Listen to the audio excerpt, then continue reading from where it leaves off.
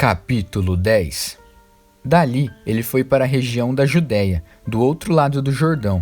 Como sempre, uma multidão o acompanhava, e ele punha-se a ensiná-los.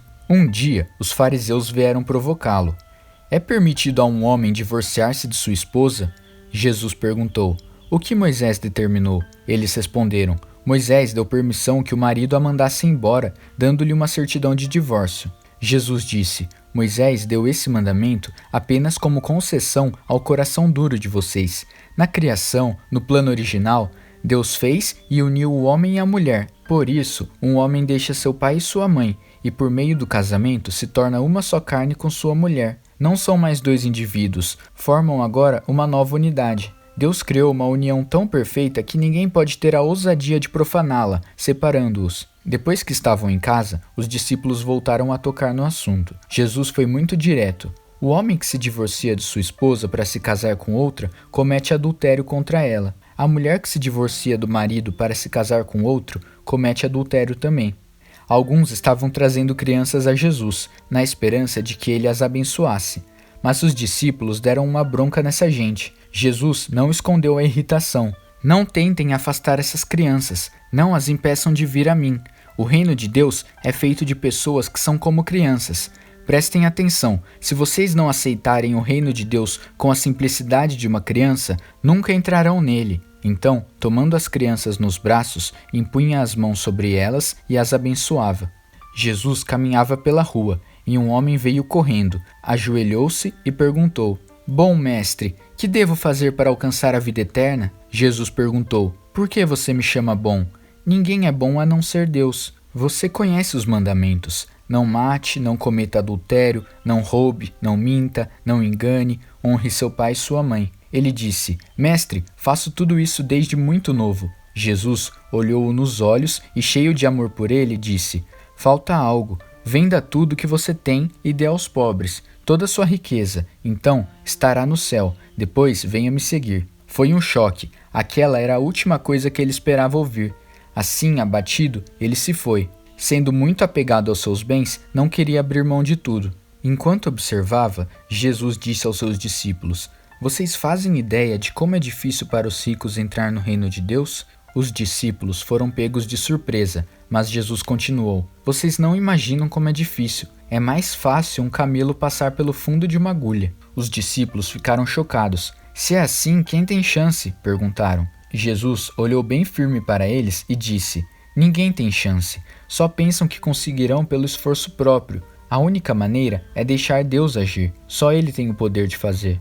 Pedro então lhe disse, Nós deixamos tudo para te seguir. Jesus disse, Guardem isto. Ninguém que sacrifique casa, irmãos, irmãs, mãe, pai, filhos, propriedades, seja o que for, por minha causa e por causa da mensagem, sairá perdendo.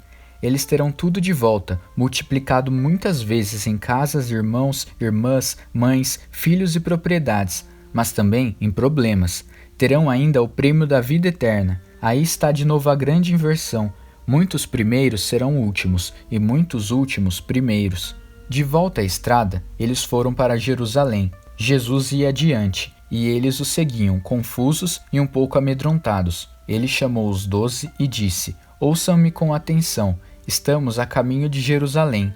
Quando chegarmos lá, o Filho do Homem será entregue aos mestres da lei e aos líderes religiosos. Eles irão condená-lo à morte. Eles o entregarão aos romanos, que irão zombar dele, cuspir nele, torturá-lo e matá-lo. Mas depois de 3 dias, ele se levantará, vivo.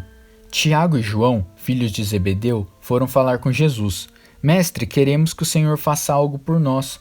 Verei se posso fazer. Eles pediram, permite que tenhamos os lugares de maior honra na tua glória, um à tua direita e outro à esquerda. Jesus disse, vocês não fazem ideia do que estão pedindo. Vocês são capazes de beber do cálice que estou para beber e de receber o batismo que estou para receber? Sem dúvidas, disseram eles. Por que não? Jesus disse, pensem nisto, vocês vão mesmo beber o cálice que eu bebo e ser batizados com o meu batismo. Mas, quanto aos lugares de honra, não é comigo, isso já está decidido.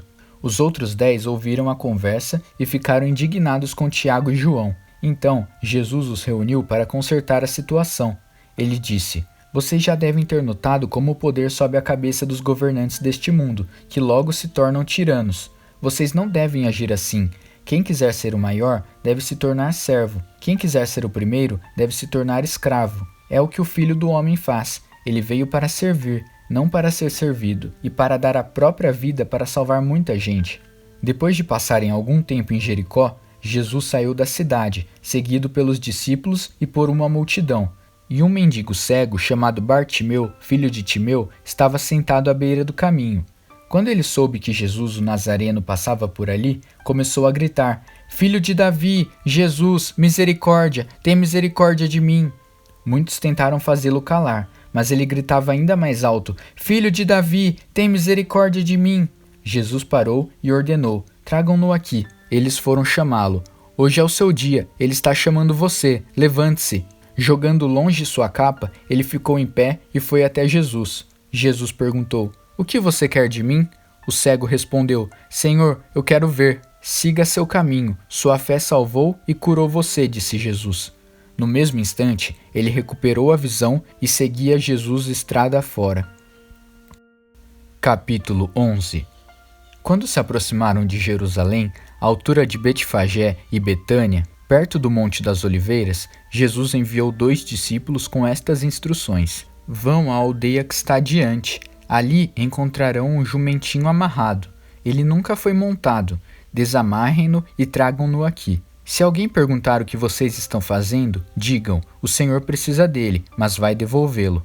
Eles foram e encontraram um jumentinho numa rua, amarrado a um portão. Eles o desamarraram, mas alguns dos que estavam ali perguntaram: "Por que estão desamarrando o jumentinho?" Os discípulos responderam exatamente como Jesus os instruíra, e não foram mais incomodados. Assim, levaram o jumentinho e puseram suas capas sobre ele, e Jesus o montou. Muitos estendiam seus mantos pela estrada, dando a Jesus uma recepção de rei. Alguns lançavam seus mantos na rua, outros espalhavam ramos que haviam cortado nos campos. Havia muita gente por todo lado gritando: "Hosana! Bendito é o que vem em nome de Deus! Bendito o rei do nosso pai Davi, que está chegando! Hosana nos altos céus!" Ele entrou em Jerusalém e foi para o templo. Parou ali para observar o movimento, mas como era tarde, voltou para Betânia com os 12. No dia seguinte, depois que saíram de Betânia, ele sentiu fome. No caminho, avistou uma frondosa figueira. Aproximou-se dela para encontrar figos, mas não achou nada além de folhas. Não era época de figos. Ele disse à árvore: "Nunca mais alguém comerá dos seus frutos." E os discípulos ouviram. Chegando a Jerusalém, entraram no templo e Jesus começou a expulsar todos os que faziam comércio ali. Ele derrubou as mesas dos agiotas e as bancas dos vendedores de pombas. Também não permitiu que ninguém mais passasse carregando cestos pelo recinto sagrado. Ele explicou suas ações com o seguinte texto: "Minha casa foi designada casa de oração para as nações, mas vocês a transformaram em ponto de encontro de ladrões." Ao tomar conhecimento desses fatos, os principais sacerdotes e os líderes religiosos decidiram que era hora de se livrar dele. Estavam em pânico porque o povo se mostrava encantado com os seus ensinamentos. À noite, Jesus e seus discípulos deixaram a cidade. Pela manhã, andando pela estrada, eles viram a figueira. Estava seca até a raiz. Lembrando-se do que acontecera no dia anterior, Pedro disse: "Mestre, olha, a figueira que amaldiçoaste ficou seca." Jesus foi direto: "Assumam de fato seu compromisso com Deus e nada será difícil para vocês. Aquela montanha, por exemplo, basta ordenar, sem dúvida ou hesitação. Pule no mar e ela obedecerá. Absolutamente tudo, do pedido menor ao maior que vocês incluírem na oração, será atendido, se vocês de fato confiarem em Deus. E quando orarem, lembrem-se de que não se trata apenas de pedir. Se vocês têm algo contra alguém, perdoem. Só então o Pai Celestial de vocês perdoará os seus pecados." De volta a Jerusalém, eles caminhavam pelo templo. Então, os principais sacerdotes, os líderes religiosos e os líderes do povo exigiram: "Mostrem-nos suas credenciais. Quem deu a você autoridade para falar e agir desse modo?" Jesus respondeu: "Primeiro respondam a uma pergunta. Se a responderem, também responderei a sua. No caso do batismo de João, quem o autorizou? Deus ou os homens? Digam-me." Eles ficaram numa situação difícil e sabiam disso. Confusos, cochichavam entre si: Se dissermos Deus, ele vai perguntar por que não acreditamos nele. Se dissermos os homens, estamos em apuros, porque o povo tinha João na conta de profeta. Decidiram então dar a vitória a Jesus dessa vez. Não sabemos, responderam. Jesus concluiu. Então, também não vou responder a pergunta de vocês.